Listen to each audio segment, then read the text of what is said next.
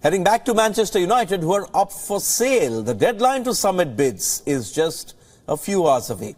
And a Qatar-based consortium appears to be one of the front-runners to buy the club from the Glazer family. However, the bid has raised concerns about the Gulf states' growing influence in European football, as well as UEFA's rules on club ownership. Encouraged by the success of the FIFA World Cup in Qatar, a group of private, high-wealth individuals based in the gas-rich state have set their sights on a club which they view as football's crown jewel. The Emir of Qatar, Sheikh Tamim Al Thani, values the club at around $4.5 billion. Now that is below the Glazer family's asking price of $7.25 billion. Only one other major businessman, Jim Ratcliffe, has expressed interest in buying United so far.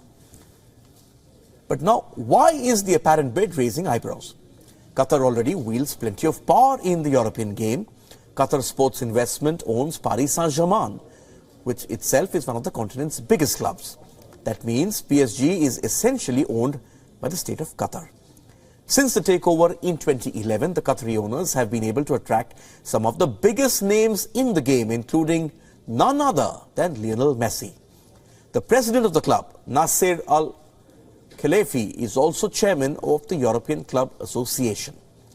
However, now the state wants to make inroads into the Premier League, and it's eyeing the biggest club in the biggest league in the world. The acquisition will also give Qatar an edge over their Gulf neighbors, Saudi Arabia and the UAE, who already own clubs in the Premier League in the form of Newcastle United and Abu Dhabi owning champions Manchester City.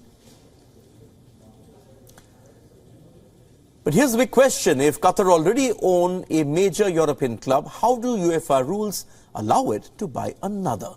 The current rules ban one owner controlling multiple teams in their competitions. But that is not going to be a hurdle for the consortium.